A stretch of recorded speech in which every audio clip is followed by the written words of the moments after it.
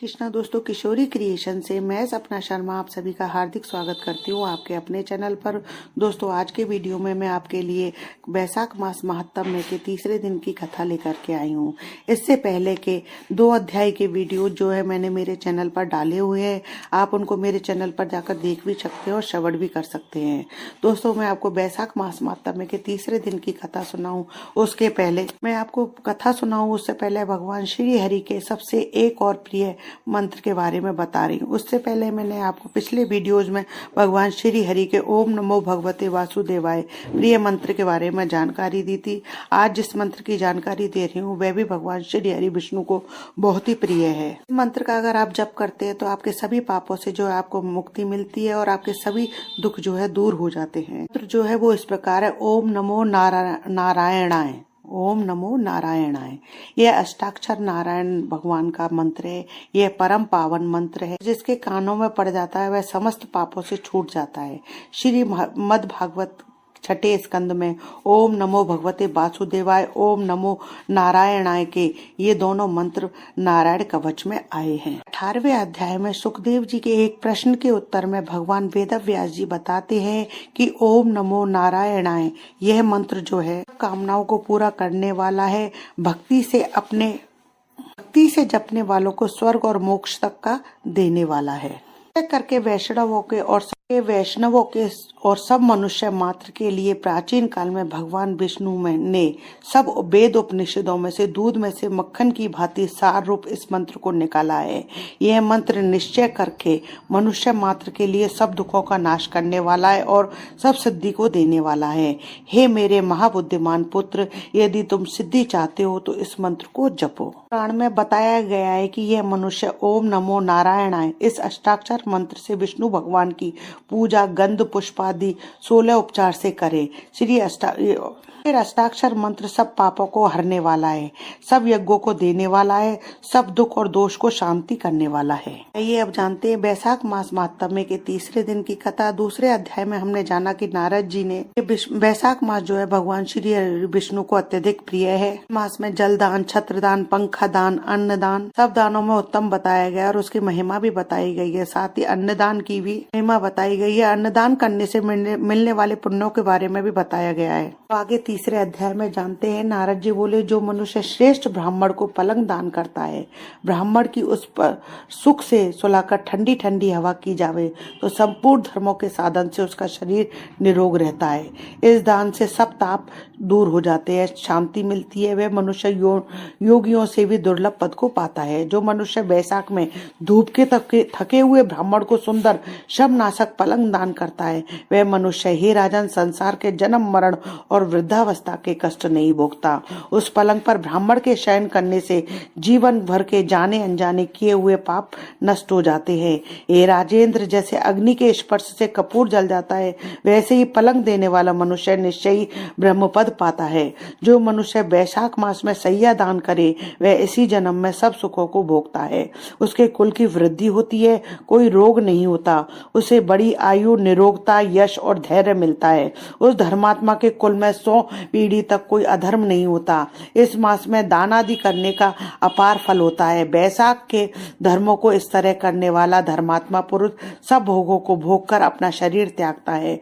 जो वेद पाठी ब्राह्मण को तकिया दान देता है उसके सभी पाप नष्ट हो जाते हैं और अंत में ब्रह्म पद प्राप्त होता है। इसके बिना इसके दिए मनुष्य सुख पूर्वक नहीं सो पाता और इसके दान करने से सबका आश्रय बनकर पृथ्वी का राज्य भोगता है। हे राजन, वह मनुष्य 7 जन्म तक सदा सुखी, भोगी, धर्म परायण और विजयी होता है, फिर अपने 7 कुल समेत मुक्त हो जाता है। मनुष्य चटाई अथवा किसी प्रकार का आसन देता है जिस पर पत्रशाही विष्णु भगवान स्वयं विराजते हैं। इससे जल से पड़ी हुई ऊन नहीं भीगती, वैसे ही संसारी जीव संसार के बंधन को नहीं प्राप्त होता है। चटाई का देने वाला पुरुष आसन और सैया पर आरूढ़ हो सब तरह से सुखी रहता है। जो शयन करने के लिए चटाई और कंबल दान देता है वह मुक्त हो जाता है, इसमें संदेह नहीं है। निद्रा से दूर हो जाता है, निद्रा से परिश्रम दूर हो जाता है, वही निद्रा चटाई पर सुख पूर्वक आती है।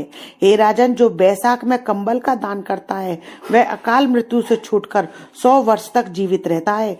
धूप से व्याकुल ब्राह्मण को जो मनुष्य पतला वस्त्र देता है उसकी पूर्ण आयु होती है और परलोक में परम गति मिलती है। कपूर भीतर की गर्मी को दूर करता है, अतः कपूर का दान ब्राह्मण को दे तो मोक्ष मिलता है और दुख का नाश होता है। जो ब्राह्मण को फूल और कुमकुम दान करे तो सार्वभौम राजा हो, सब प्राणी उसकी आज्ञा में रहें और पुत्र तथा पौत्रों से युक्त होकर सब भोगों को भोगता हुआ भोग मोक्ष पाता है। त्वचा और हड्डी से संताप को चंदन तत्काल दूर कर देता है, अतः जो चंदन दान करता है वह तीनों पापों से दूर हो मोक्ष को प्राप्त होता है। जो जल में भीगी हुई खस, चंपा और कुशा दान करता है, हे राजन, वह प्राणी सब प्रकार के सुख भोगता है। सब देवता उसकी सहायता करते हैं, उसके सब पाप और दुख दूर हो जाते हैं और अंत में वह मोक्ष पाता है। जो बैसाख में गोरोचन और कस्तूरी दान करता है वह तीनों ताप से छूटकर मोक्ष पद पाता है। जो मेष की संक्रांति में तांबूल और कपूर दान करता है वह पृथ्वी के सारे सुख भोग कर निर्वाण पद प्राप्त करता है। जो मनुष्य सेवंती और जूही दान करता है वह सार्वभौम राजा होकर अंत में मोक्ष पद पाता है। जो बैसाख में केतकी और मल्लिका दान करता है वह माधव भगवान की आज्ञा से मोक्ष पद पाता है। जो मनुष्य ब्राह्मण को सुपारी और अन्य सुगंधित द्रव्यों का दान देता है, हे राजन, जो नारियल दान करता है उसके पुण्य के फल चित्र लगाकर सुनो, वह 7 जन्म तक ब्राह्मण के घर जन्म लेता है और धनवान तथा वेद पाठी होता है। फिर वह 7 कुलों समेत विष्णु लोक को जाता है।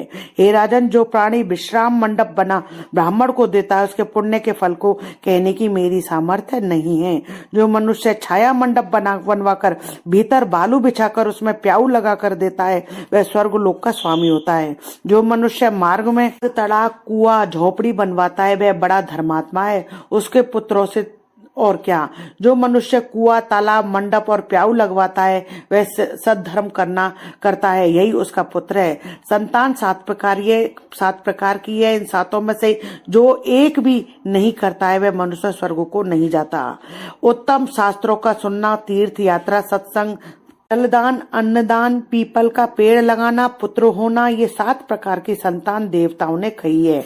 अन्य सैकड़ों धर्म करने पर भी मनुष्य को संतान नहीं मिलती, इसलिए संतान की इच्छा करने वालों को इनमें से एक कर्म अवश्य करना चाहिए। पशु, पक्षी, मृग और वृक्षों को भी स्वर्ग सुख नहीं मिलता, फिर मनुष्य का तो कहना ही क्या।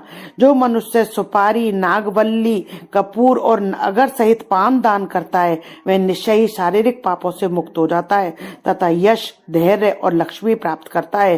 रोगी रोग से छूट जाता है और निरोगी मोक्ष हो जाता है। जो बैसाख में ताप नाशक छाछ का दान करता है वह विद्यावान और धनवान होता है, इसमें संदेह नहीं है, क्योंकि गर्मी की ऋतु में चक्र के समान कोई दान नहीं है। इसलिए मार्ग के कारण थके हुए ब्राह्मण को छाछ का दान करे। जो मनुष्य नींबू का रस और नमक डालकर अरुचि नाशक छाछ का दान करता है वह मोक्ष पाता है। जो गर्मी से व्याकुल ब्राह्मण को दही की लस्सी पिलाता है, हे राजन, उसके पुण्य का फल कहने की मुझमें सामर्थ्य नहीं है। जो बैसाख महीने में अच्छे चावल दान करता है उसकी बड़ी आयु होती है और वह सब यज्ञों के फल को पाता है। जो तेज रूप गौ का घी दान कर देता है वह अश्वमेध यज्ञ का फल प्राप्त कर विष्णु भगवान के मंदिर में आनंद पाता है। जो मेष संक्रांति में ककड़ी और गुड़ दान करता है वह सब पापों से छूट श्वेत दीप को जाता है। जो मनुष्य दिन के ताप की शांति के लिए ईख दान करता है उसका अत्यंत पुण्य होता है। जो सायकाल में श्रम की शांति के लिए पान का दान करता है सब पापों से छूटकर विष्णु की सायुज्यता पाता है। जो सायकाल के समय ब्राह्मण फल और पान का दान करे उसके पितरों को निश्चय सुधा पान मिलता है। जो बैसाख महीने में पके आम के फल और पान का दान करता है उसके सब पाप निश्चय ही दूर हो जाते हैं। चैत्र महीने की अमावस्या को पेय से भरे घड़े का दान करने से 100 गया श्राद्ध कर लिया, इससे बड़ा पुण्य मिलता है, इसमें किसी प्रकार का कोई संदेह नहीं है। चैत्र की अमावस्या को कस्तूरी, कपूर, मल्लिका, खस आदि वस्तुओं से युक्त जल कुंभ का दान जो पितृश्वरों के लिए करता है उसको 96 श्राद्ध करने का पुण्य निसंदेह प्राप्त होता है, इसमें किसी प्रकार का कोई संदेह नहीं है। एति श्री तीसरा अध्याय समाप्तम। दोस्तों, यदि आपको मेरा ये वीडियो अच्छा लगे तो प्लीज मेरे वीडियो को ज्यादा से ज्यादा लाइक और शेयर कीजिए अपने फैमिली और फ्रेंड में। यदि आपने अभी तक मेरे चैनल को सब्सक्राइब नहीं किया है तो उसे सब्सक्राइब करना ना भूलें, पास ही बेल आइकन को हिट करें ताकि मेरे आने वाले हर नए वीडियो का नोटिफिकेशन जो है आपको मिल जाए। हिंदू धर्म, रीति रिवाज, कथा कहानी जानने के लिए मेरे चैनल पर बने रहने के लिए बहुत बहुत धन्यवाद। जय श्री कृष्ण।